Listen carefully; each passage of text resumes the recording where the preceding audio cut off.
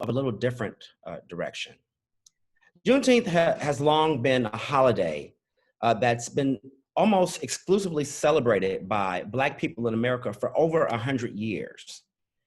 But now we are experiencing their collectives that are coming together to see that this is a holiday that is observed by everyone. Even recently, there has been a collective called, it's actually called Hella Creative. And it's an organization that has been formed to get companies to buy into making Juneteenth a paid holiday, making it a recognized holiday. And even with that, there's so much beyond just making it a holiday. There's so much that I feel like we need to even understand about it. Celebrations of Juneteenth began in 1866, 1 year after that fateful day when Major General Gordon Granger, he stepped foot down in Galveston, Texas, and he told Black people there who were enslaved that they were actually officially free. So ever since then, there's been this celebration. In fact, my family, most of them are from Louisiana, and Texas is a bordering state, and I have family there too, and it's really a big deal there in Texas. But beyond all of this push to make it a holiday, I think the more important thing is to realize is that a holiday, a recognition of a holiday, is not what we want and not what we need. This celebration has been going on for such a long time, but in all actuality, I'm really wondering what's there to celebrate when we're still treated second-class citizens. Recently, the California legislature, I believe, passed a bill for reparations. The same thing has been going on for a very long time. And so the point that I'm making is, more than a holiday, a paid holiday, more than a nationally recognized holiday, we want some power to be relinquished.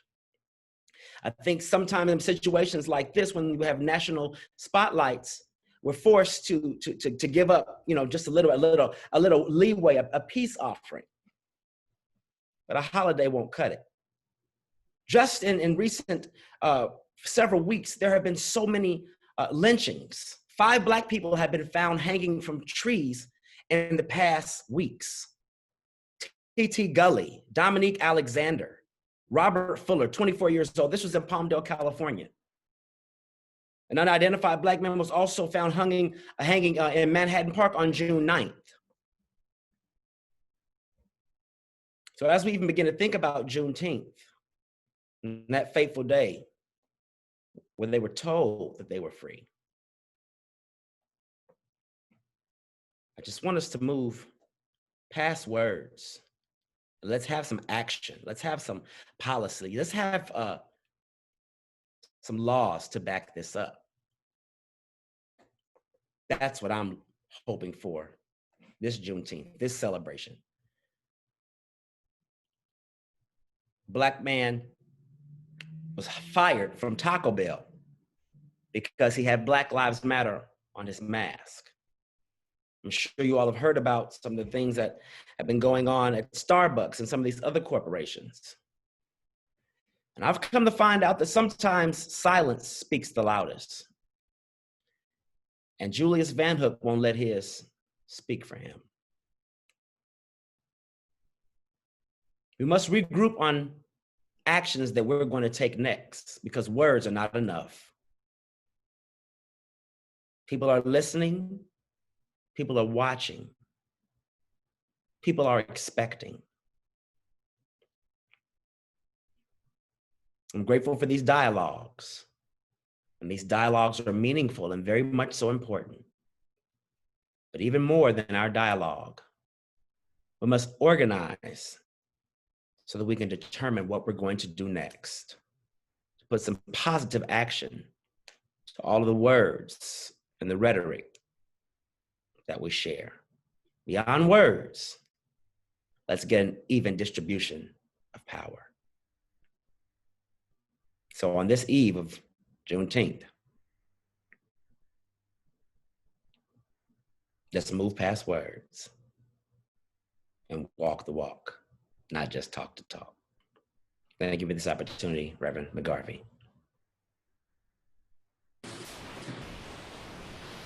Hey, Julius, can you give us an update on the young man who was arraigned in Richmond? Yes, absolutely. Who's fighting some of the police brutality there? Yes, absolutely.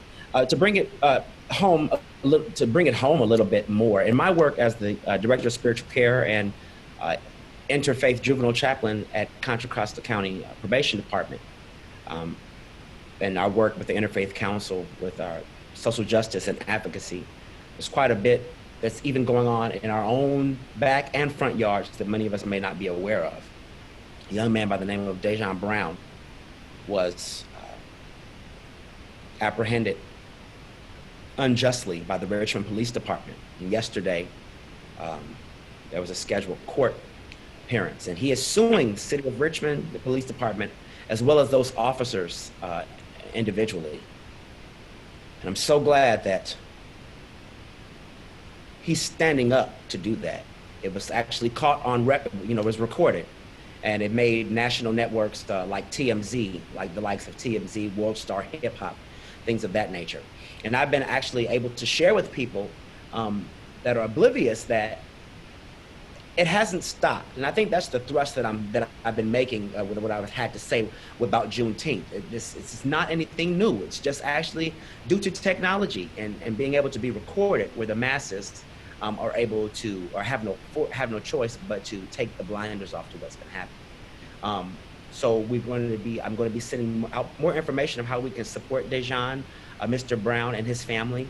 I'll also add that in my work, I've had a conversation with a young man, and I applauded Mr. Brown for standing up, because the young man who I was seeing, who's there detained in juvenile detention facility, had some things going on with him, but the Antioch Police Department, where he was being beat and having drugs placed on him and being threatened and his phone taken.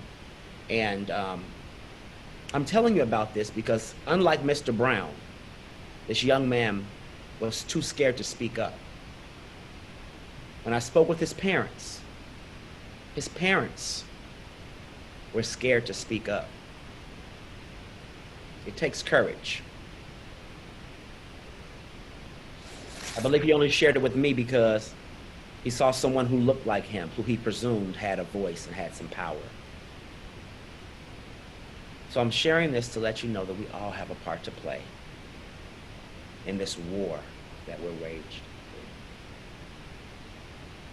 And I thank you all for joining in this conversation. And if there's ever anything that I can do or highlight, I want everyone listening and watching to know that I'm here. I'm doing my best as a beacon in this community to help support our young people, especially those who are incarcerated and detained in our juvenile detention facilities. Thank you. Wow, thank you.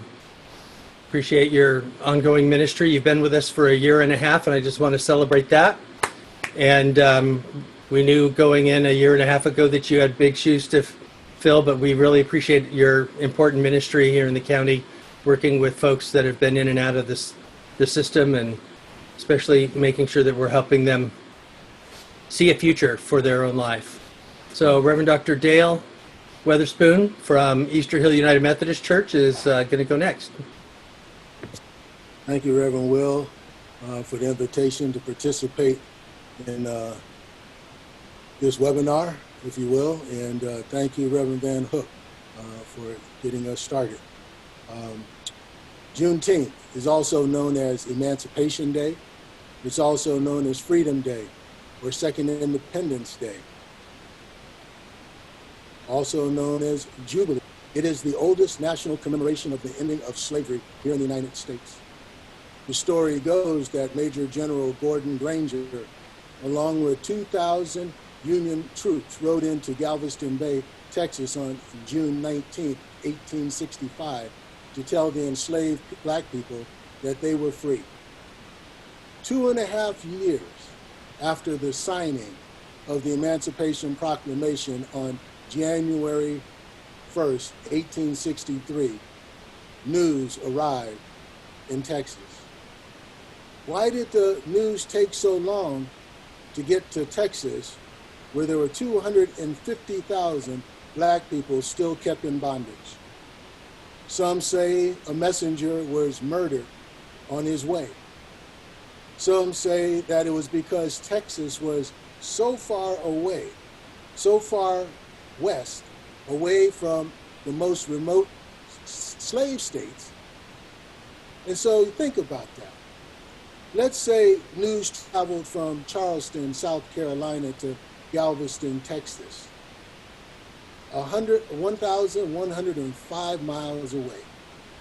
If a horse traveled 24 miles a day, it would take 46 days to reach Galveston, Texas, a month and a half. If a horse traveled 14 miles a day, it takes 78 days, 2.5 months to reach Texas. So why did it take 2.5 years to get the news to the slaves in Texas? Some say the slave owners wanted to reap one last cotton harvest. Well, 2.5 years is more than one cotton harvest. Clearly economics played a part in maintaining slavery in Texas. What began as a cultural event also became a political and social event. It became a political event as the newly freed slaves received instruction on voting. Now, I grew up in San Francisco, and I don't remember my parents saying anything or teaching me about Juneteenth. And it was not taught in the schools in the 60s and the 70s. In my 20s, I became aware of the Juneteenth celebration in San Francisco. San Francisco had or still has one of the largest Juneteenth celebrations outside of Texas, and definitely one of the largest in California. In 1950 or 1951, Dr. Wesley Johnson Jr., a Texas native and owner of the Texas Playhouse on Fillmore Street in San Francisco, is credited with inviting the Bay Area's African-American community to celebrate Juneteenth. This was the time of the second Great Migration from the South during World War II, and a revival of the Juneteenth celebrations across America. Dr. Johnson and a young Willie Brown Jr., also a Texas native, later to become the mayor of San Francisco and the Speaker of California's Assembly, rode on white horses, wearing Stetson cowboy hats in that first Juneteenth parade in San Francisco. The celebration stretched about 7 blocks along Fillmore Street, a thriving black community in the 1950s and 60s. Juneteenth celebrations have included parades with floats, car clubs, and black cowboys. Food, lots and lots of food. Barbecue and fish and sweet potato pie. And of course, music, gospel music, R&B, hip hop, and dancing. There were booths providing African-American vendors with an opportunity to market their businesses, such as selling clothing and showcasing their arts and crafts. There are booths registering voters and encouraging community activism and partnerships, providing information on healthy living and promoting empowerment through education. During the celebrations, you saw family, friends, and neighbors, and people from around the Bay Area coming together. The celebrations used to last 3 or 4 days, and then they became weekend celebrations, and now many are just one day, but those celebrations are still filled with peace and joy and fun and harmony. And there are other celebrations in the Bay Area in cities such as Oakland and Richmond, Berkeley, Vallejo, Antioch, San Jose, and even Santa Rosa. My church, Easter Hill United Methodist Church in Richmond, was involved in the Richmond Juneteenth parade for a few years, entering a float of Black pride and creativity. In 1980, Texas was the first state to officially recognize Juneteenth, followed by Florida 11 years later in 1991. New Hampshire in 2019 and Montana in 2017 were the last states to officially recognize Juneteenth. California officially recognized Juneteenth in 2003. Today, there are 3 states that still do not recognize or observe Juneteenth: North and South Dakota and Hawaii. The National Juneteenth Observance Foundation, located in Mississippi, continues to work for Juneteenth to be recognized as a national holiday.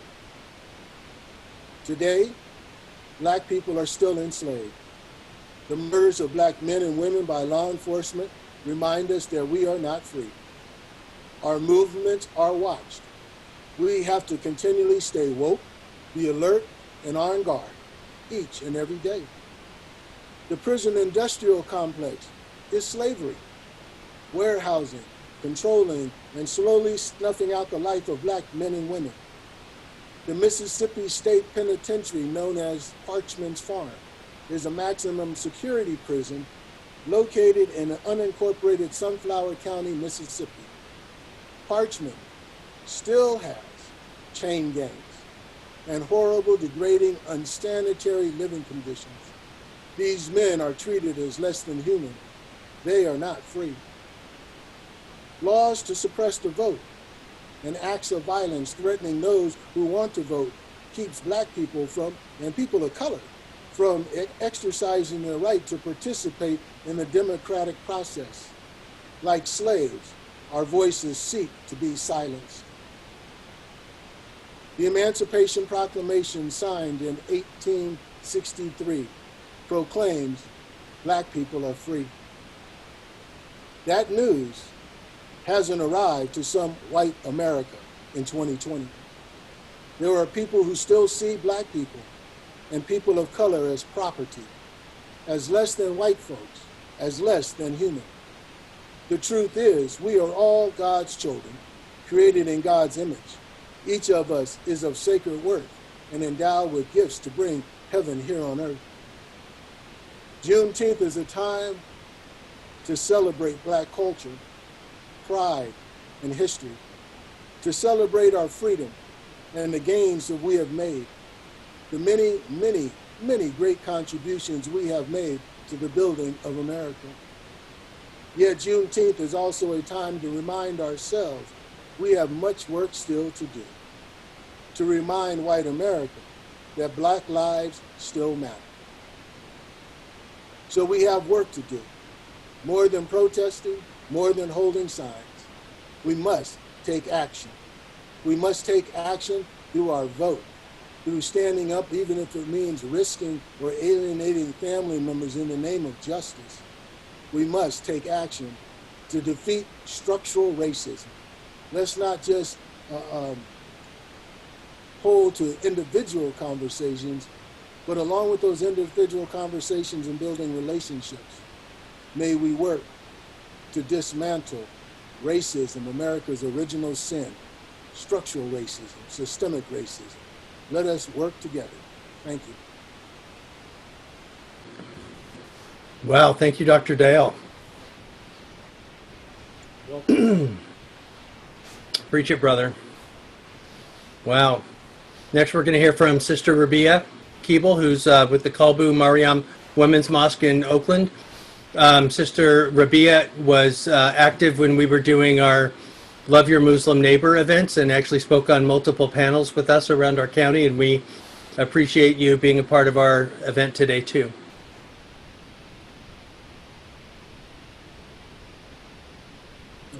Okay, thank you. Can you hear me?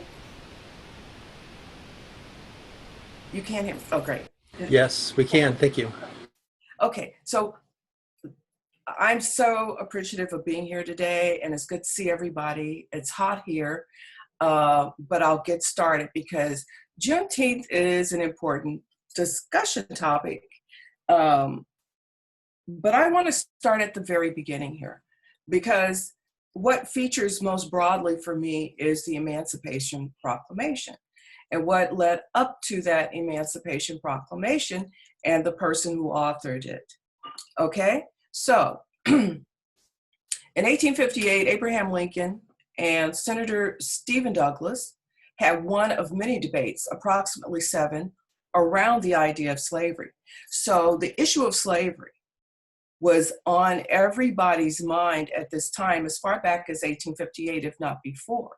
Because if you remember, we have the northern states, we have the southern states, we have slave-owning states, and we have states that are not slave-owning. But most importantly, at this time, we have new territories that are being considered to be brought into the Union.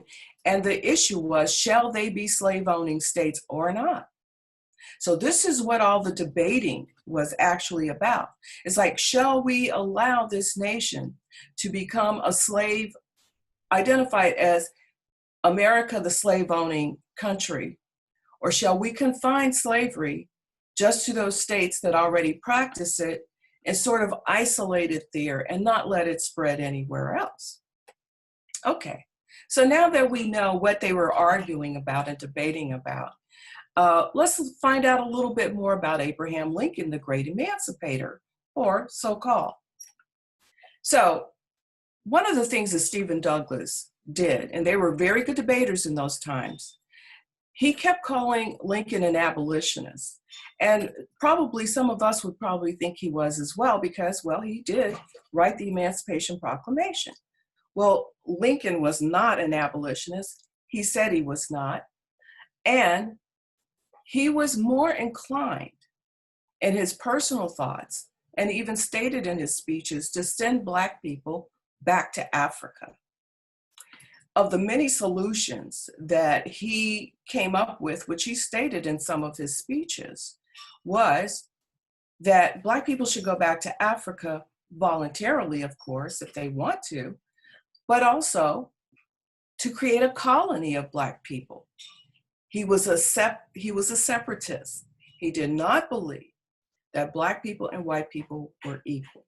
He did not believe that Black people should be allowed to vote. He did not believe that Black people and white people were intellectually the same. And it's stated as such in his speeches. He convened a group of African men who I guess were freemen, you might call them at that time, to discuss this issue of sending Black people or them voluntarily going back to Africa. And it was put down because nobody felt like it was a good idea. Well, it probably wouldn't have worked out at any rate, because by this time, Africans were thoroughly, I would call it having a slave mentality and not yet ready for repatriation to Africa. So that failed. So none of these things happened, okay? So we have Lincoln, the separatist, the segregationist. He really was a segregationist. He was a racist, but who wasn't? And this is what we have to remember. We have these grand monuments to these people. Even the ones that are not being taken down presently, they were problematic as well, because none of them championed the idea of absolute equality between Black people and white people on every level. Okay, so moving ahead, Lincoln was elected to the presidency in 1861. In 1860, Black people, actually in the state of Texas, Black people comprised perhaps 30% of the population. And it's important to note, not all of them were slaves, okay? In 1861, Texas was a brand new state. Now, mind you, this is just a year after Lincoln has become president. Texas wasn't even a state when Lincoln became president. So in 1861, Texas, a brand new state, turned around, joined the Confederate States, and seceding from the Union. And I find that like a dizzying statistic. Like they weren't even yet a state for very long, and they were like, okay, well, we're out because we're joining these other guys. So that's a little strange in my opinion. Not only that, but Governor Samuel Houston, who we all know about because of movies and so forth, they got rid of him. They kicked him out because he did not want to secede from the Union. I guess he wanted to remain a state in good standing, and he was actually deposed. He was kicked out. So we move forward to 1863. Lincoln signs the Emancipation Proclamation. 2.5 years later, in Texas on June 19th, and some other people have already spoken about what happened with Major General Gordon Granger, that he reads to the people there, to which people we don't know, but he read to some people that you are now free, and you can leave the plantations and you can do as you like. Well, the problem with all of that is, and the problem with all of the slaves on all of the plantations in slaveholding states was, if you have been a slave, where do you go? Freedom has a whole different meaning. Emancipation has an entirely different meaning to people who have nowhere to go. They don't have money. They don't have relatives who have houses they can go to, because everybody Black is a slave, except for those few that weren't. So I ask you to look closely at this issue of emancipation, because I believe that the issue that we're dealing with this very day between Black people and white people actually occurred at that moment when they said, okay, you're free, but nobody made any accommodation for what happens next. What happens next? Okay, so you have all these poor Black people who may not own anything, may not even own a wagon, and they're stunned. They're thinking, well, where do I go? What do I do? And a lot of them stayed on the plantations because that's where they had a home. That's where they had food. That's where they felt safe. Sure, some left, but many stayed. That became the sharecropping situation much later on. So instead of segueing into a whole lecture on the Civil War area in the antebellum South, I wanted to add some personal notes in here. I'm clearly African American, was not born and raised in California. I was born and raised in the Midwest. My family was part of the Great Migration out of the South into Chicago and other northern cities. I'll be quite honest with you, when I first heard about Juneteenth, I was like, what is that? Never heard of it before. It meant nothing to me personally, meant nothing to my extended family, because I think it was a very isolated thing. Okay, it was loosely celebrated, but I think not until, I think it was 1980, Al Edwards, who was a state legislator, it was turned into a state holiday in Texas. And I think just over time, it became something that we could celebrate jointly, all Black people. But certainly, it was not anything at any time in my lifetime where it was celebrated. We didn't talk about it. And that's something important to understand, that as white people and other allies began to embrace this idea of Juneteenth, you have to understand it's regional, and it's very something that did not spread across the United States among Black people. Does this holiday have merit? I believe this holiday has a great deal of merit, not necessarily because Black people were or were not actually emancipated, but because it is ours. It's because we can choose to have this holiday, and we can infuse meaning into it. We don't have to accept what somebody else is calling it or what it means. It is our holiday. And frankly, I think the idea, and I read quite a few things across the internet about Juneteenth, because like I said, I'm backing into it. I didn't really know anything about it, never celebrated it. I think it's really important that this day is gaining some understanding among our allies, and that they're beginning to understand, because it opens the door to looking at history. I can't tell you how many times on social media I've brought up things in history that are well documented and substantiated that my white allies, my brown allies, and red allies never heard anything about. How is this? Our history books are failing us. The most important things to Black people in this country are being left out of history books. And so if these things are being left out of the general educational system, how are people to understand why we say Black Lives Matters now? They won't understand it. So many people go, oh, I didn't know that, or I never heard of that, or these are parts of this nation's history. And as much as it affects all of us. So as we examine where Black people have come from to where we are now, on the one hand, you want to say we've come a long way and things have changed a lot.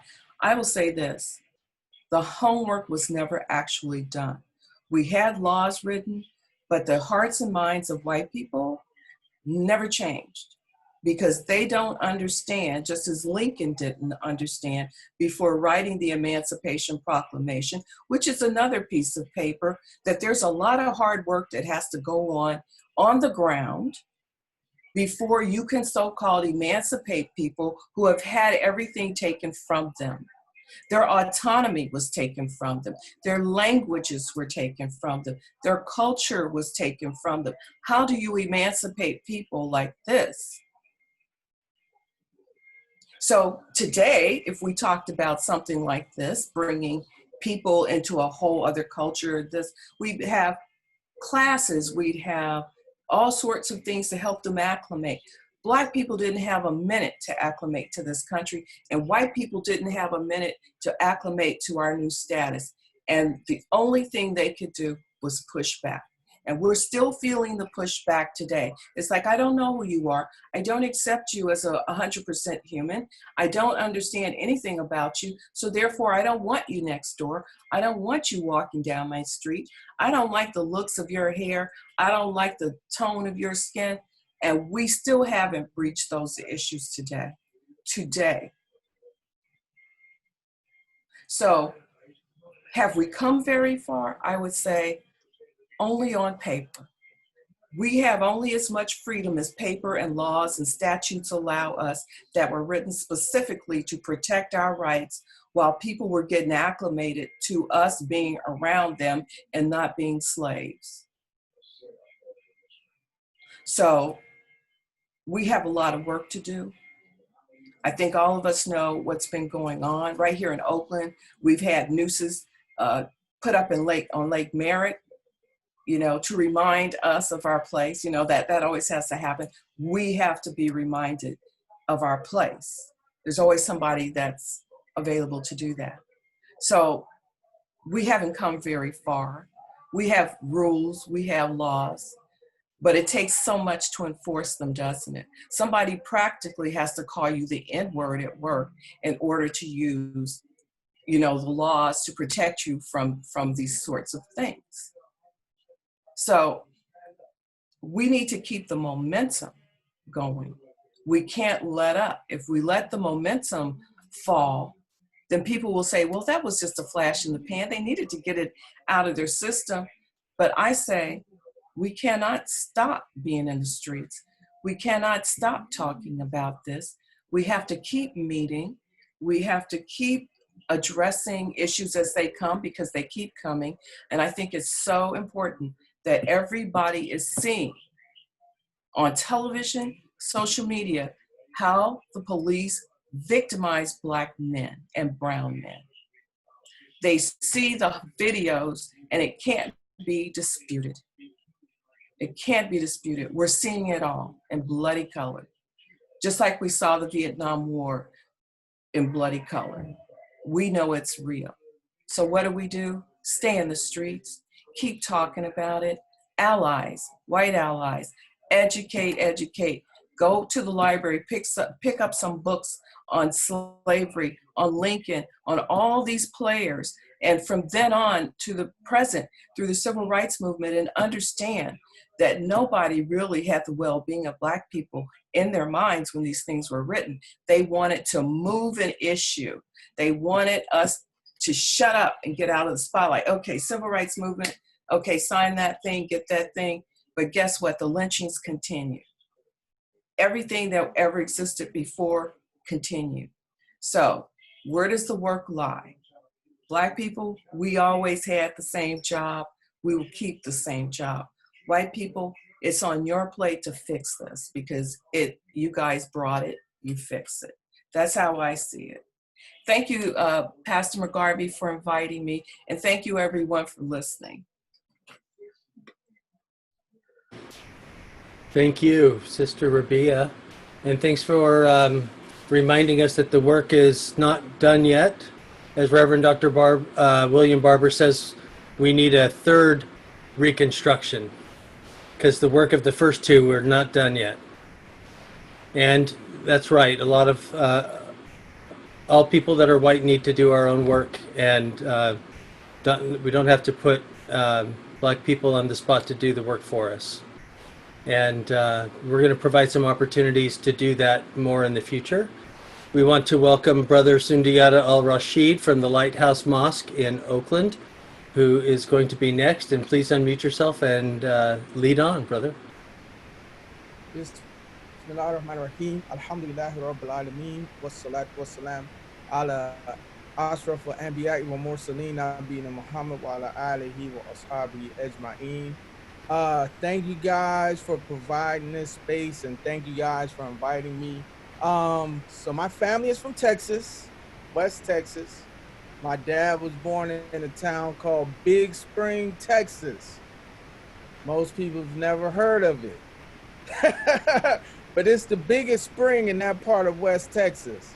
And my grandmother, my dad's mom, was named Ida Mae White, and her birthday was actually Juneteenth. She took that day when it was time to actually fill out her birth certificate and everything. They asked her what day that she wanted for her birthday, and she picked June 19th in commemoration of this very southwestern Black holiday.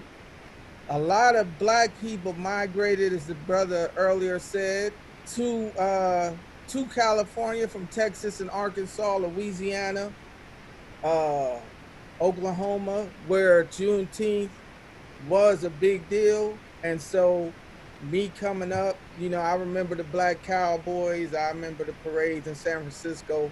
It wasn't until I was older and I started to study African history that I realized the connection between Blacks in Africa, African tribes, the Hausa, the Yoruba, the Fulani, which was all tribes that curated horses and rode horses in the battle, and the Black Cowboys. That legacy came from Africa through those slave ships, and that's why they had the Black Cavalrymen, the Buffalo Soldiers, the Black Cowboys. It was a source of pride amongst Black people, and that was an important part of the Juneteenth celebrations in San Francisco, was those Black Cowboys and those, you know, riding down with the hats and the suits and on those horses. And it was a sense of pride for Black Americans.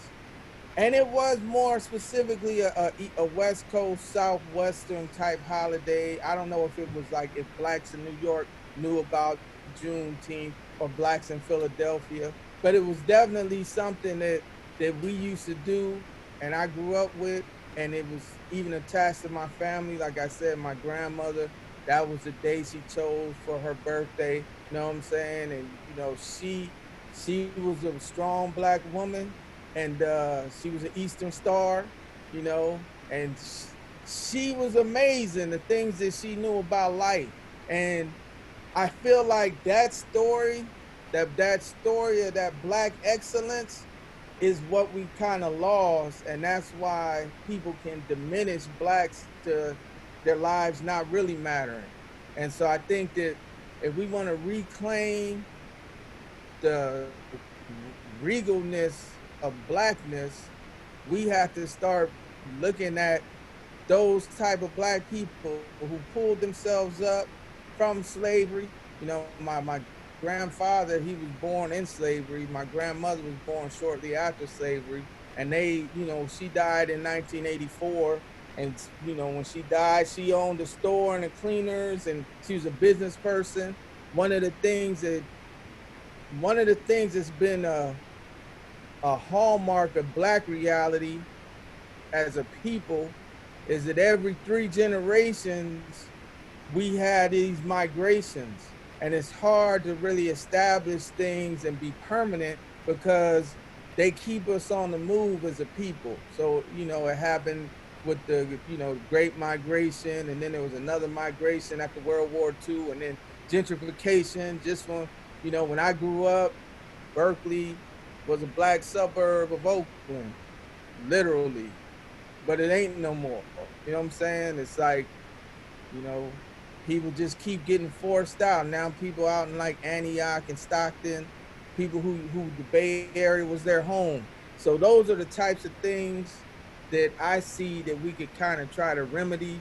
We can try to make sure that that the African Americans have a permanent place in America, and it's not just this thing of, you know, subsidized housing, can't afford the rents, gotta move to a cheaper place over and over and over and over and over. And I think that should be the story of Black America in the future, is, you know, trying to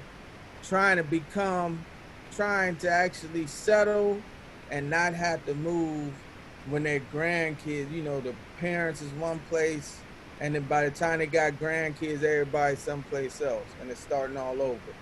And the last thing I'll say about Juneteenth is that the one thing about Juneteenth, when I was a kid and seeing the festival, especially San Francisco, like San Francisco, their Juneteenth was remarkable. It really, really was. And right on. And just to see how that's diminished over time, you know, that fact of reality, that community in the Fillmore district and Lakeview, some people call it Ocean View, and GT Towers and all of that, all of those things are gone. And then you go to East Oakland and West Oakland, and the same things are happening there now. Those are the things that we have to push back against. Like, it's easy to talk about, you know, the white ring, far right Republicans, but I mean, really it's you know, it's our Democrat brothers and sisters who run these cities, and they don't really put in nothing in place to protect Black communities. And then once the Black communities is gone, then everybody wants to kind of say, oh, let's make Juneteenth a holiday, like the brother said in the beginning. Like, we really got to make sure that these Black communities are whole and strong and vibrant and are with us, so that we don't have to drive around with our kids and be like, man, I remember when that was, you know, Dick's Texas Diner or something like that. And that's all I really want to say. I didn't want to talk too much. You know, there's a great documentary, because, you know, Lincoln is one of my most favorite people in American history. And I would just say about Abraham Lincoln is where he started out with and where he ended up with are two vastly different things. And, you know, when he fought to get a constitutional amendment to ban slavery, Frederick Douglass said that God put him in a position, meaning Abraham Lincoln, to do only what he could do. And it's because he had these mixed views on race that when he made that turn, a lot of Americans actually accepted it. If he would have started out on the far, you know, if he would have been a abolitionist, they'd have been like, that's just some abolitionist stuff. But to see somebody, you know, who's complicated, but in the end, he kind of came around and he was killed for it. So I just say that. No offense to Sister Rabia. Everybody got their own points. But Abraham Lincoln and John Brown, them is my two favorite white men in American history. And I don't even have a third favorite. I'm working on it though. Maybe Bernie Sanders.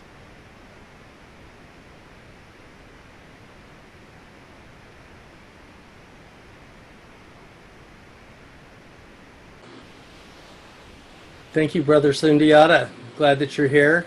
Thanks so much. Next, we're going to have Dr. Erica Bains from St. Mary's College, a Sikh member of our Interfaith Council, and she'll be sharing some solidarity with us as well. Hello, everyone. Hello. Sikh greeting is Vaheguru Ji Ka Khalsa, Vaheguru Ji Ki Fateh. Whatever he does, it's his will, and at the end, everything is his. I have studied Juneteenth from a very different eye, actually one with a little bit of envy. When I heard that it was the oldest known celebration of freedom from slavery, and the fact that there were Union soldiers that had actually marched to Texas to tell people that they were free, and then I heard about the jubilation, and I heard about people just packing up and excited that they were free and they were leaving, kind of reminded me, kind of made me feel really sad. My ancestors were just about to become slaves and indentured laborers in 1879 till 1916. They went to Fiji. Some were killed on the way, mostly men. Women were the only ones left. So if some of our colors look a little different, it's because who knows how the women had to survive. Well, we all know. The thing is, to me, when I was growing up, learning about that, I thought that day never came for us. We lived in a country, and they were not white people. White people brought us there. But other people that live there, and we all know the color of people that live in Fiji, never accepted us as equals ever. We had no right to own a property. We didn't have rights to go to the type of schools we had. We're always second in line for everything. So to me, it was such an amazing thing that happened in American history until my son was in grade 4 in the city of Orinda.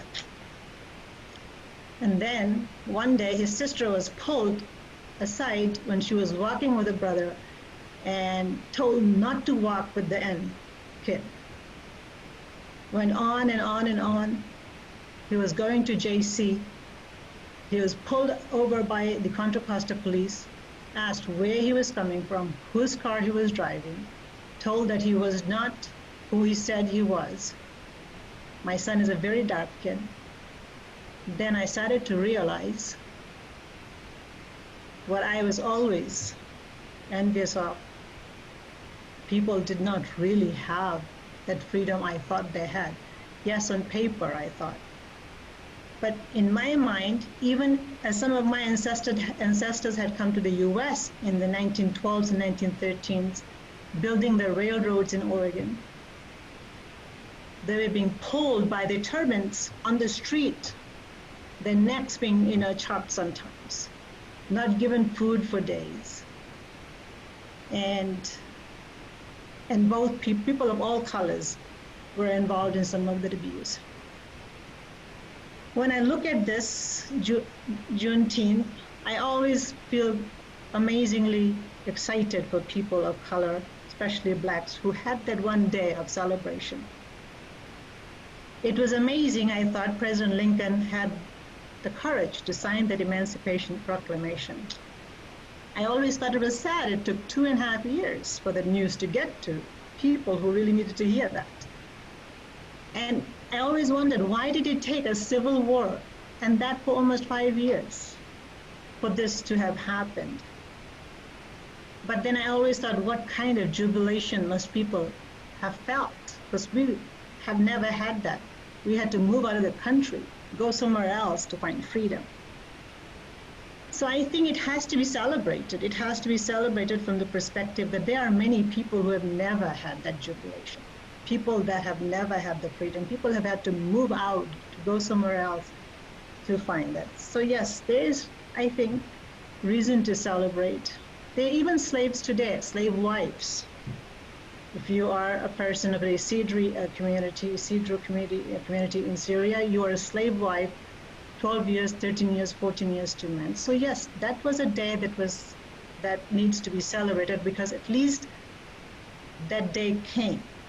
But in 2020, still I don't see, especially since what I've experienced firsthand from my own son's experiences, there isn't a lot of rights. Yes, they got this on paper, but there's still in some rights that are missing.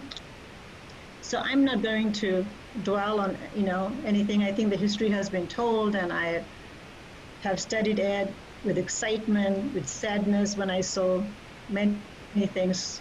George Floyd for one, Rodney, thing for another. I mean, I've seen, heard. It's just really sad. So there's no need to keep going after that. But I think that something needs to change. And from my perspective, being a Sikh, Sikhs were the first to be killed, arrested after 9/11. Still till this day, we get killed and arrested because of 9/11. As well and educated as Sikh men are, they can sometimes, till this day, get on planes. So I know as a class of people who have been abused for a long time that it is sad. But I think there is a will in people. And I think in the name of God, we can all take this great giant leap. There's bias in each one of us. There's prejudice everywhere. You talk to anyone, they will mention someone's name that's wrong. And I think if we can just stop our own biases, our own prejudice, and we start treating everyone, us, people, look, we have to look in the mirror and start everyone with respect, honor, and care. I think we can become part of that little change. We should remember 1865 because it is important, but then we must move on to get to the next step. I don't have a lot of my own perspective because I'm a great student of my own guru's teaching. So I will give you the teaching of my fifth Guruji in 1600, who said, each one of us, as a society, must accept that we are humans, and inherent in the human nature, we all make mistakes. But it is our responsibility to stop those prejudices, those biases, and take this giant leap of faith. Change your ways. You are the only one who can change you. Each human being needs to do this. And Guru Arjan says, this is how we achieve. Ask God to help you get on this track. Then for one step you take, He will take 1,000 for you. Unfortunately, for making that statement and telling people that there's prejudice and bias and everybody needs to change, he was boiled alive in public. But that was 1600. Yeah, I will tell you what my 10th Guru has said, and then I'll end. And this is very interesting. He says, I have no faith in a man, even if he prays 10 times a day and can treat other humans, other God's children, with equality and justice. And he said, change these ways. in this life, this is a very temporary life, he said. It's a short vacation from your true home. You have little time left. Change your ways. I think we all, each one of us, white, black, brown, all of us, we are full of prejudice. Unfortunately, colored people and African-American Black people have suffered the most. And I think each one of us need to stand up for them as well, stand up for a much needed, just and equal society. Thank you for listening. Thank you, Erica. Thanks so much for everyone being here. That's all of our presenters tonight that could make it. There have been some other things come up for some of the other presenters. So why don't we have a conversation? And because I can't see everyone at the same time, I think we're on 2 screens with 74 participants. If you want to raise your hand or unmute yourself, we'll try to call on you as soon as we can. Or you can put in the chat room if you have something to share. But Brother Willie Mims is here, and he is with the NAACP in Pittsburg. And we've been at protest together and love to catch up. We caught up this evening before our meeting tonight. So Willie, why don't you share something? Okay, Let me see if I can find you, put a spotlight on you. Well, first of all, I want to thank all the presenters for the information that they presented, and secondly, I have some basic issues with Abraham Lincoln, and the story that was really not told about who he was. There was an amendment to the Constitution, to the 13th. Is there anybody who does not know what the 13th Amendment is? That is the amendment that freed the enslaved African people. There was an original amendment prior to that. It's called the Corinth Amendment, C-O-R-W-I-N. That amendment was going to be a compromise between the North and the South to maintain the system of slavery so that the South would not succeed. Lincoln, if that amendment had been ratified, Lincoln was supposed to sign that amendment. And so he was not interested in freeing black folks. He was interested in maintaining the status of the Union. But the South fired on Fort Sumter. And so that's a setting stage, the Civil War. But that is the original 13th Amendment that was not ratified. And like I said, if the South had not fired on Fort Sumter, then the black people would probably be still in slavery today, because Lincoln was supposed to sign it. The other thing about the emancipation, so I want to make, first of all, I am not a historian. I'm a retired educator. I am, however, a student of history. Students never stop learning. They're always learning. Okay. So Lincoln, first of all, the longest celebration of black people here in this country is not Juneteenth. It's called the D.C. Emancipation Act of April 16, 1862. That is when, first of all, the Washington, D.C. had the largest number of enslaved African people in this whole nation. And for the United States, the so-called republic and so-called freedom, it made them look bad. And so there was a senator by the name of Sumter, I think it was Sumter.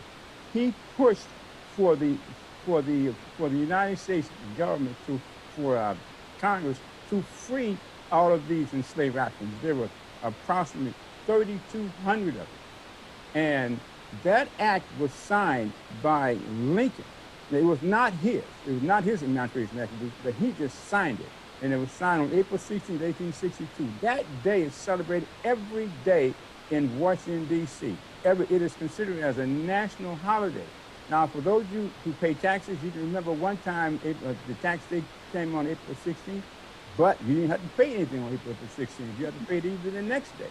So April 16th is a national holiday in Washington, D.C. So that's the oldest holiday that's been celebrated in this country by black people. And all black people should celebrate that day, but the majority of us do not know about that day.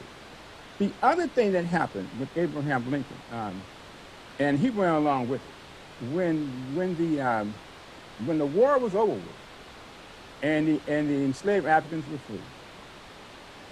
No, I'm sorry. As a result of this act, the D.C. Emancipation Act, Abraham Lincoln and his people, they gave each holder of enslaved African people $300 for each person they held in slavery. And they gave the enslaved African person $100 if they left the country. So if you didn't leave the country, you got nothing. Okay, so I want to make sure that we clearly understand that Lincoln and what they did was really not any friend of ours in the first place. Lincoln also, in terms of our participation in the Civil War, our folks fought in over 440 battles. And only because of our participation in that Civil War that the North won. The North had not won one major battle prior to the black soldiers coming into that battle themselves. So we actually saved the Union and freed ourselves. So nobody freed us, we freed ourselves. So I'm skipping all over the place. I know I got them stopped. So the other thing I want to say is that we have the 3/5 clause in the Constitution, and it's considered, well, people won't want to say, well, that's talking about property. Well, that property is a human being. Those were the enslaved, that's how they counted the enslaved African people, as 3/5.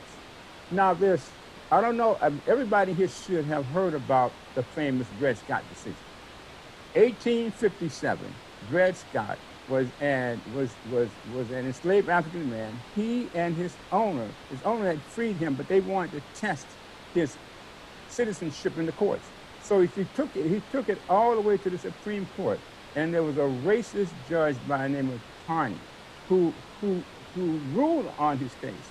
And he said that Dred Scott was considered as 3/5 of a human being. They had no rights that a white man was bound to respect. And so so that decision that he made was based upon what was in the Constitution. He was a former slave owner himself, but he was using the Constitution to justify that decision. And so when you see, so I always tell folks that we are operating under the shadow of Dred Scott. Because when they don't see our humanity, they can shoot us down in cold blood. They can roll up on a playground and see a child with a toy gun and then jump out of the car and start firing away. They can shoot hands up Michael Brown. They can put their knee on a man's neck and choke him to death. So this shadow, this Dred Scott shadow that's hanging over us, our humanity is not being seen. That is the problem that we as black people are being confronted with today. And no one wants to admit that. But anyway, I'm just going off on one thing or another. I want to say one more thing, and then I'll turn it over to somebody else. Let me see. Corinth Emancipation Act. You know, when they, okay, there was only one time that democracy ever existed in this country, period. You know, we have a word and a title called democracy, but the only time that democracy ever existed was in a place called Durham. I'm not sure if it's Durham, South Carolina, Durham, North Carolina, wherever Durham is. That was about 1896, something like that. That was a community of both white and black folks living side by side, basically, and they got along. They were sheriffs. I mean, you know, they had both black and white forces. So it was a community that respected each other. But the remnants of the Ku Klux Klan saw this thriving community of both black and white. They they organized forces and took over a city. That's the only city in the history of this country that has been overthrown. Only elected government that has been overthrown at all, and nobody did anything about it. But anyway, I don't want to get off of my student history, but up here. Thank you, Willie. And can I say one more thing? Sure. Okay, so for those of you who are on this panel here, and for those of you who are listening, I would encourage you to not to use the word slave. To use the word slave is a form of dehumanization. You cannot see a slave, but you can see a human being. You can see a boy or a girl with chains around their necks. You can see them being beat or raped in a field. You can see a man and a woman working in the field out there. You can see them being dragged out of the jungles of Africa and put on them ships and stacked like sardines back to the bottom of it. So the word slave it has allowed people to put up a shield from the inhumanity that was done on our people. So I would encourage you to not to use slaves. They didn't bring slaves out of Africa. They brought human beings. They brought prisoners of war.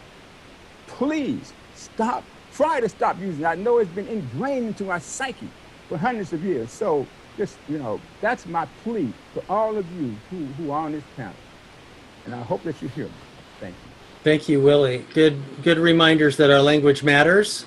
And people first language is always the most honoring. So people who were enslaved and the human beings that were taken, up to 40% of whom were Muslim, and brought here and forced into a slaveholder religion and a slaveholder version of Christianity. I think I see Gloria Sunshine. Are you there? Did you want to say something?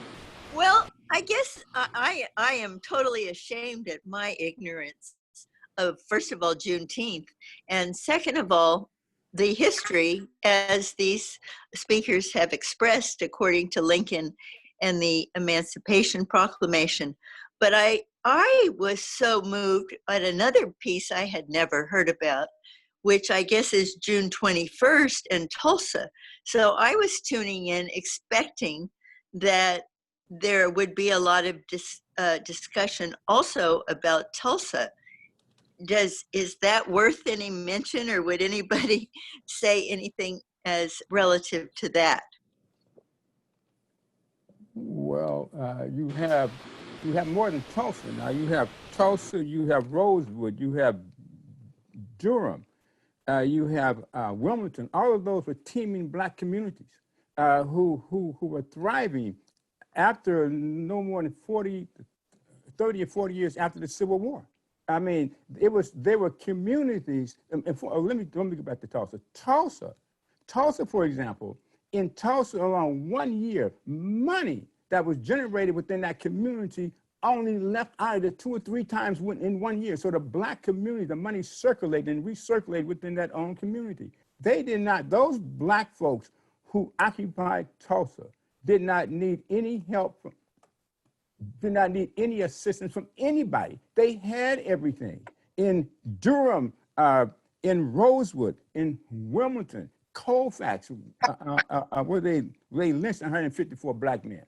So we're talking about thriving black communities. And Tulsa was called the Black Wall Street. And all I say is that if they would have left us alone, we would not be in the financial condition that we are in today.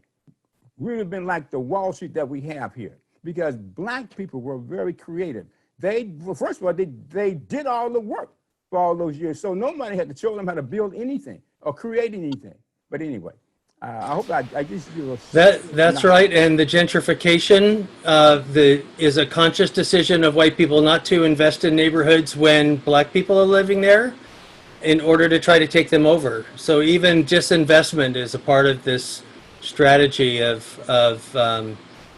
and even integration took away access for a lot of African American people of very good schools that they were in with their own black teachers, and African Americans were excelling in their educational lives, and That is the truth.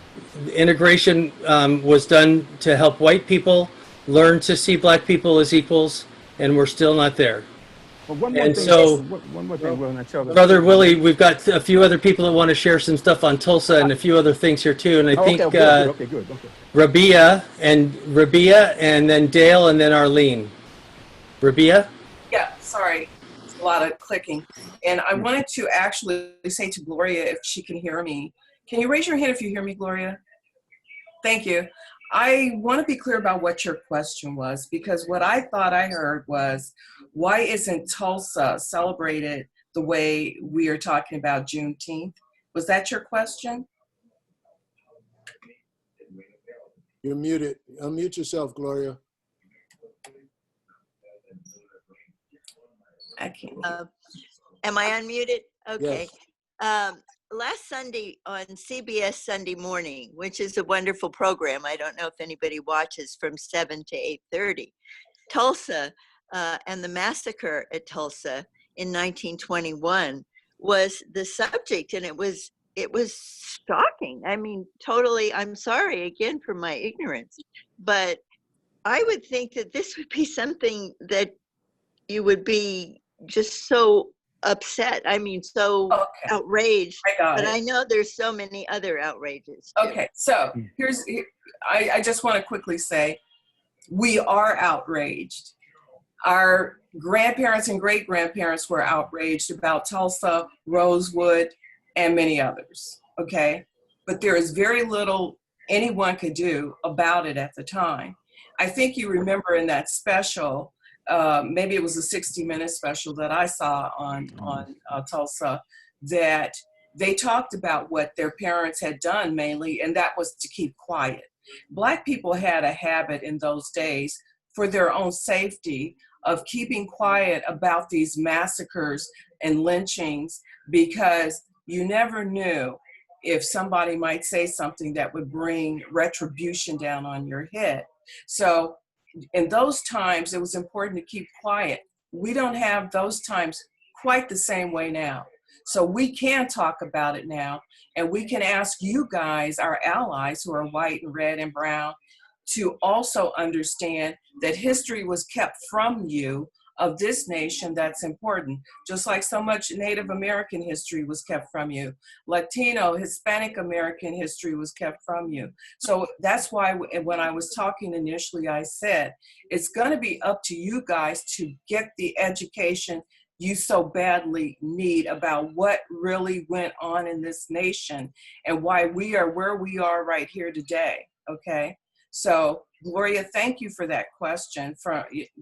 And I'm so glad you watched that special, but find out about the East St. Louis riots, find out about Rosewood, find out about, there's so many things that once you embark on this journey, I think you're gonna have to hold on to something, because it's gonna be quite an eye-opener for you. That's the truth. Yes, even the fact that Abraham Lincoln, who we often lift up as a hero, thought of the Emancipation Proclamation as the last resort because he couldn't keep the Union together. So I think Arlene Sirat, are you there, Arlene? Well. Or Dale. Dale, go ahead, Dale, and then Arlene, and then Sundiata. Let me also add to what Gloria was asking.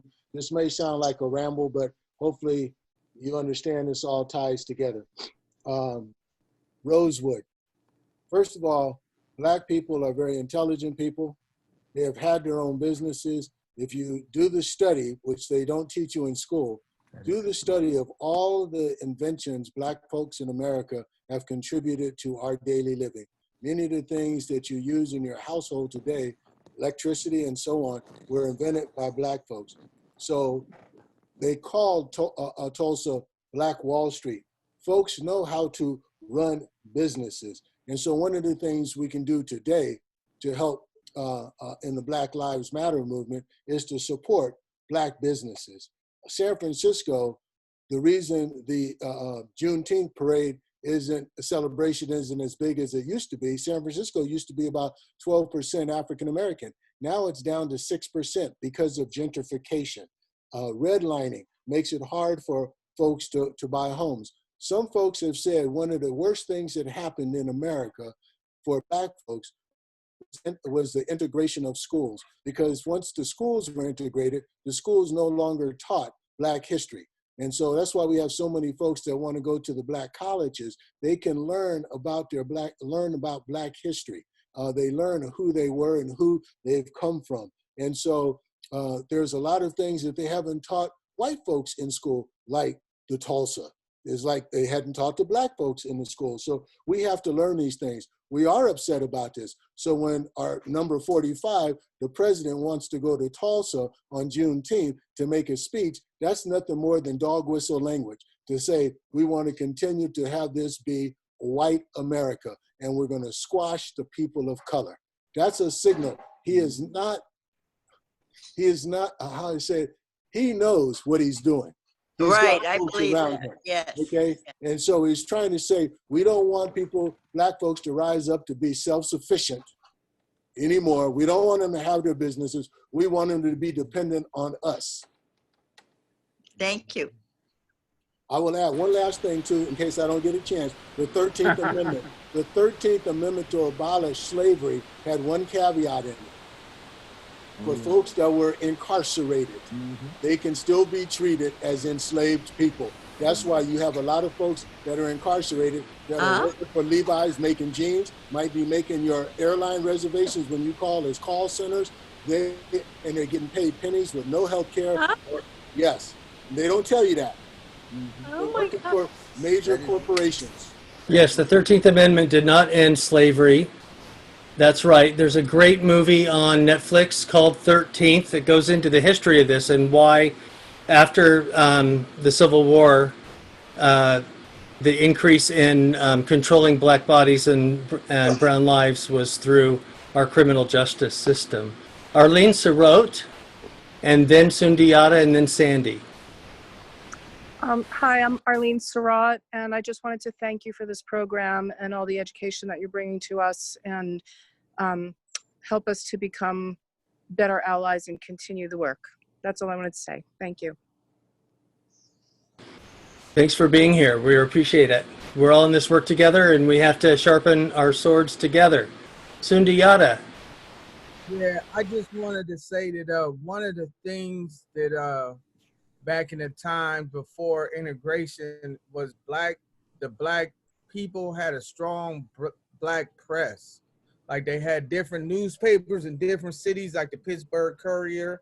And so people like Ida B. Wells, she was able to talk about the lynching, and that's what really was able to document things like Tulsa and all of those race riots. If it wasn't for the Black press, it would have been lost to history, right? But it was documented by the Black press.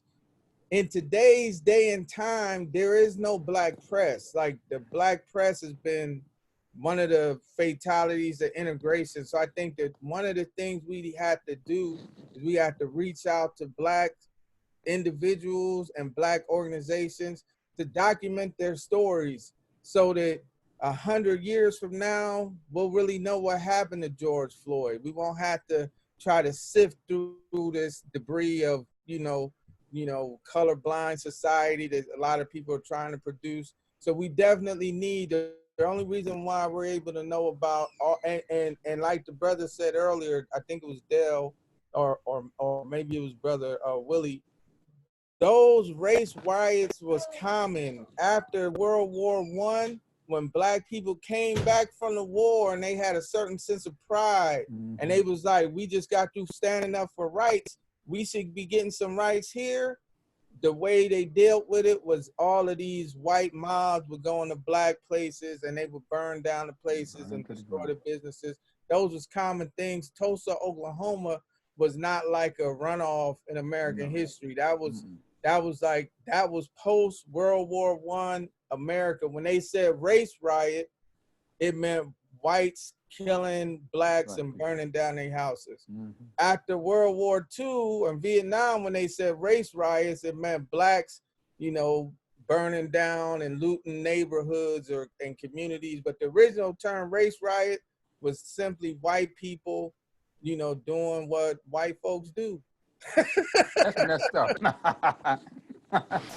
That is messed up. And Tulsa was like the first time that bombs were bombed on civilians. Yeah. White people got in their planes and were dropping actual bombs on the black neighborhood.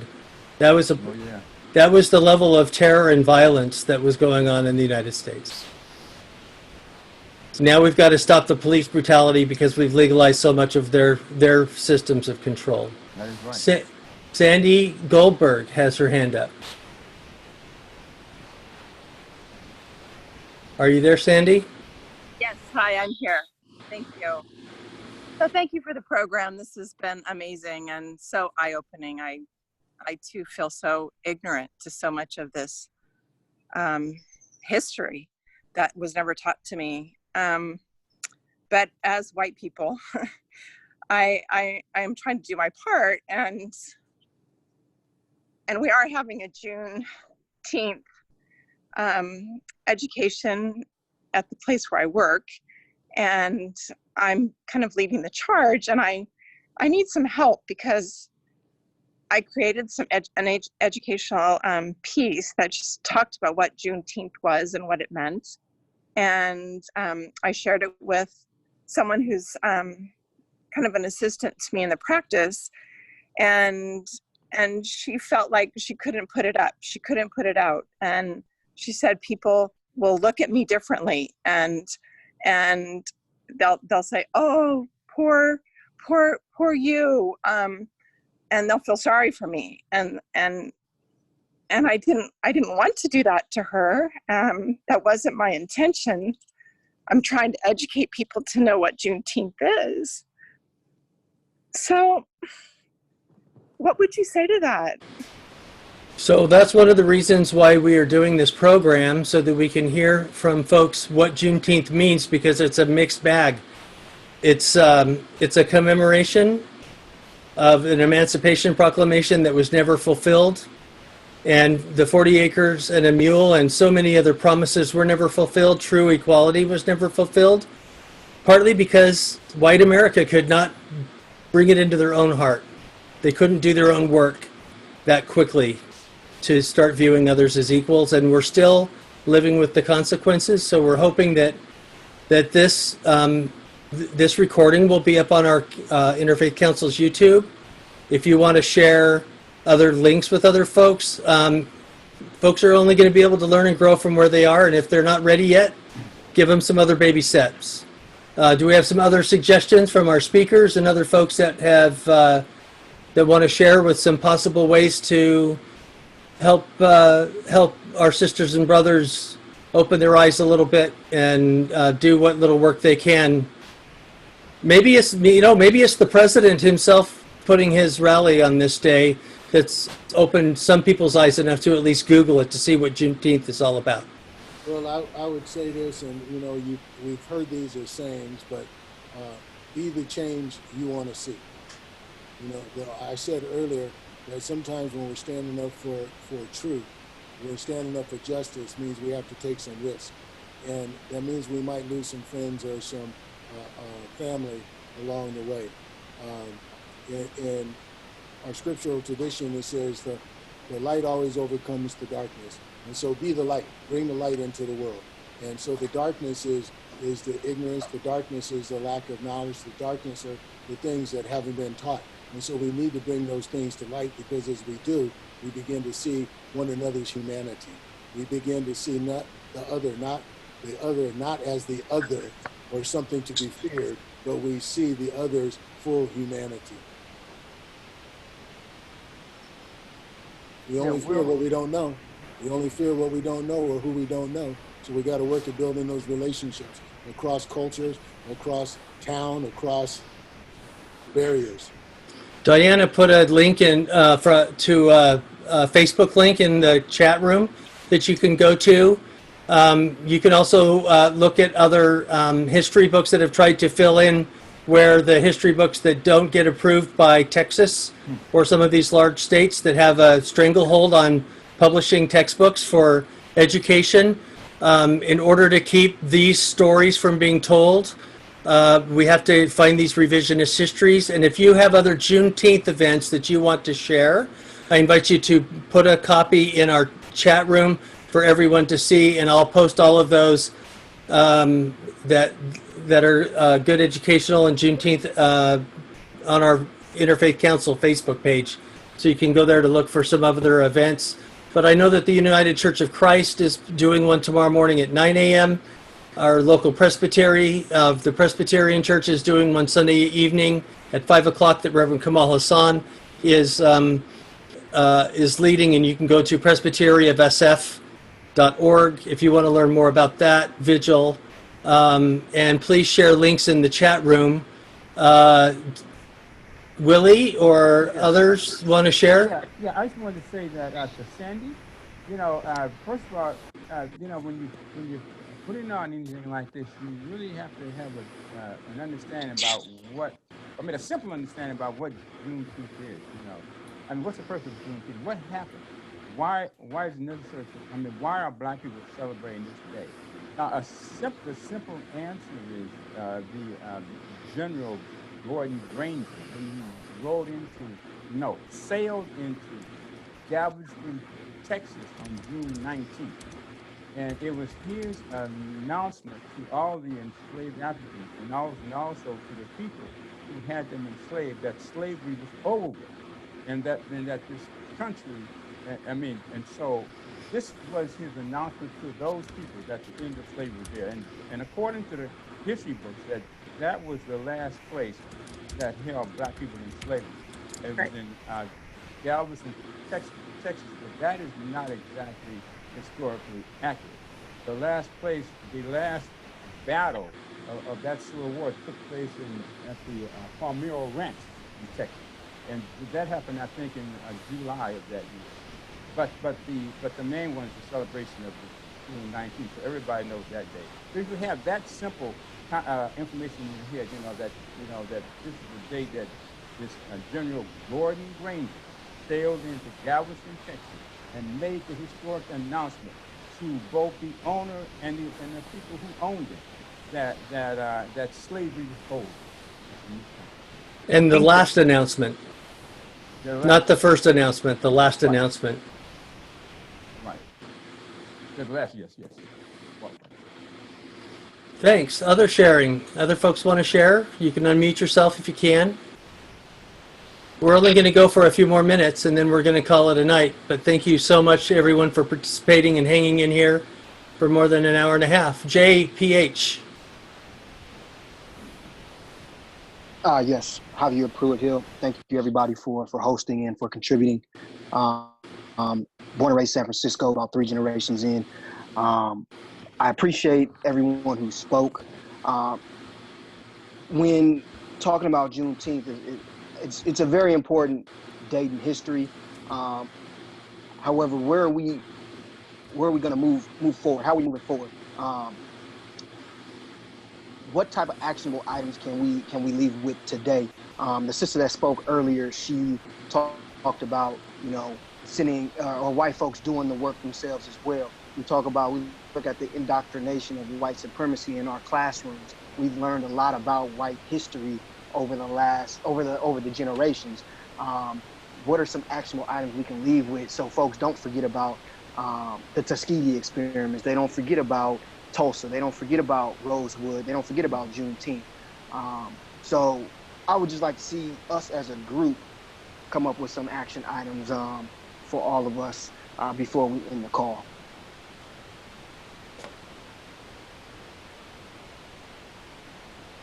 Good point.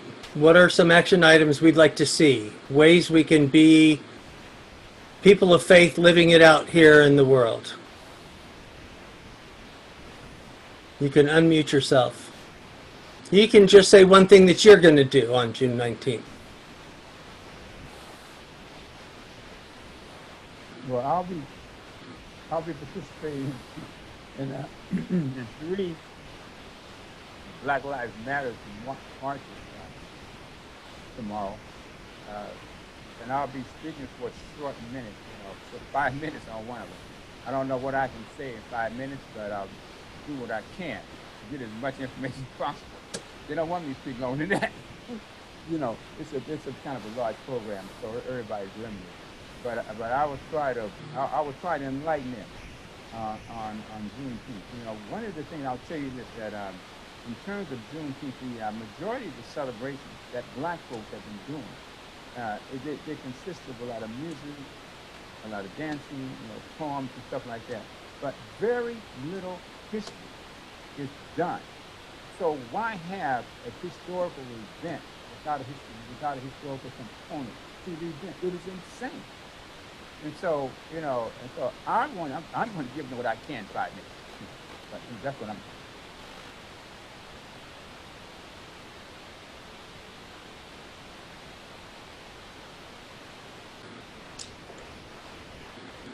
Dale? I'll support Gloria? I'll support Black business tomorrow. How about a suggestion for those of us who don't know what might be the best thing to do tomorrow? Are there any suggestions from the Black community? This is Pastor Dale. I'd say do some Black history, study on Black history. Google something about Black history so you become more familiar. Look up for some of the inventors. Spend money at a Black business. Those are 3 things that just come to mind right now. So there's another thing that, you know, when you talk about reading, if you really want to know something about the history of this country, you know, since 1619, the first 20 was supposed to be brought over here, 16 Black men and 4 Black women. There are 2 historical books. One is by John Hope Franklin, and that's From Slavery to Freedom. And that's one of the most authoritative history books on the history of Black people in this country since 1619. And the other one is by Lerone Bennett Jr. It's called Before the Mayflower. So either one of those books will give you a history of Black folks in this country from 1619 all the way to about 1970, something like that. Thank you. Okay. But go ahead. What are you saying, Gloria? Well, I'm just wondering, yes, I appreciate those books and I will look them up, but as far as anything going on specifically that we should join or we should look for, or I think there's a gathering at 5 p.m. in Walnut Creek at Civic Park. Okay. And that's one that's close to you.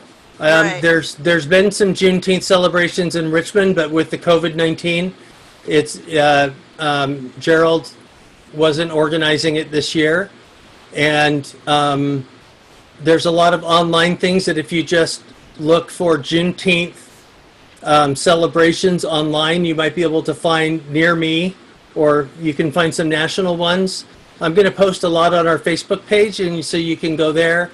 And okay. There is the Juneteenth.com, which is like the national Juneteenth website that a lot of people post their Juneteenth events at. And then, of course, there's all sorts of anti-racism books on white fragility, from Ibram X Kendi on how to be anti-racist instead of just non-racist, that the real opposite of being racist is anti-racist, not non-racist. And there's some great reading. You can go on YouTube and look for Juneteenth history videos. There's lots of good ways to find information online. And Sundiata has his hand up. Let's let him share some ideas. We're going to have a Juneteenth Unity Juma under the sun at the Berkeley Civic Center. There's going to be a rally against anti-Black racism and a Juma prayer. And it'll be several speakers. It'll be tomorrow at the Berkeley Civic Center at 1 p.m. And so we encourage anybody who's in the area or wants to come through, please come through. We're trying to do our Juma services, the ones we are having, trying to start back. We're trying to do them outside in parks so that people can social distance. So we're asking people just to wear a mask and don't breathe on nobody. But if you know, if you can do that, come on out. We'll be there at 1 p.m. tomorrow. That's Berkeley Civic Center. And also Saturday at Masjid Waterspoon in East Oakland, we're doing a food distribution.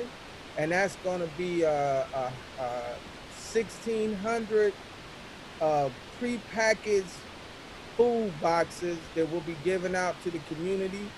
So anybody who wants to come through and grab 100 boxes or just 10 or 1 or 5 or however many you want, come on out. That'll be Saturday at 10 o'clock at Master Waterdean, and the address is 1700 47th Avenue.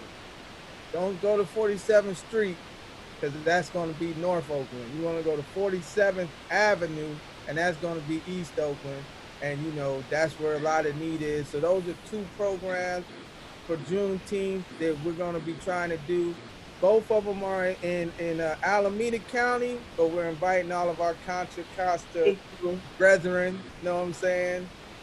You know, Easter Hills is in effect. And the food program is in our last e-blast. So if you got our last e-blast, the information on the food program is there. And the information on the Juma prayer tomorrow is on our Facebook page already. Perfect. I grabbed it off of Brother Hatem Bazian's Facebook page when I saw that. Perfect. Very quickly. Yes. Are you talking to me, Will? Oh, great. Thank you. If anyone's interested, I tried to send everybody a message through the chat that, and I put the email address where you can reach me if you're interested in sitting and talking with somebody, because yeah, you can read a lot of books, you can go to the library, and you can exhaust yourself trying to stuff a lot of history of America into your brain, because in my opinion, my humble opinion, in order to understand America, you have to start with how the Europeans first started colonizing brown and black people all over the world. If you want to know more about Qalbu Maryam Women's Mosque, and we're transitioning out of mosque to social justice, please go to our website. Please talk to me. Get on our mailing list. Thank you, everybody. Thank you, Will. Thanks so much for being here. And I'm going to just recognize that we're at 1 hour and 45 minutes. We want to thank all of our speakers. And so if we can share some claps and maybe unmute ourselves and thank everyone that way. And on our gallery view, use our sparkling hands to thank all of our speakers for giving of their time and their lives and all of their historical history and expertise. We thank you so much, and we're grateful that you're here and that you've been a part of this. This will be up on our YouTube page later if you want to share it with people that weren't able to make it to this event. And all of the links are going to be on our Facebook page that you've put in the chat room. So thank you. So, sorry, Will, what is your Facebook page? Oh, if you go on Facebook and you search for Interfaith Council of Contra Costa County, we have a Facebook page, and we put a lot of information about our events like this one and other interfaith articles that we come across that teach people about how to love their Muslim neighbors and their Jewish neighbors and their Sikh neighbors, because we know anti-Semitism is a base theology of white nationalism too. And the more we look at all of the intersectionalities of these issues, the more we have to stand together against the hate. Right. Thank you. Thank you. Thank you. Amen. Will? Thank Will? you. Everybody. I enjoyed everybody. Thank you. Thank you. Thank you, Dale. Okay, I just sent a YouTube link about privilege. It's very short, and it's one of the best things. Okay? Okay. Great. Where is it? Thank everybody for sharing. It's in the chat. It's in the chat. I'm in the chat. Along with a couple other articles. No, I'm in the chat. Leave it up.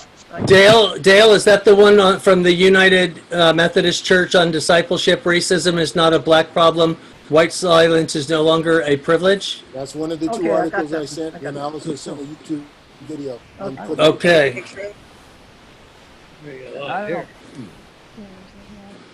I'll make sure we get all of them up on our Facebook page. Okay. And yeah, good stuff here.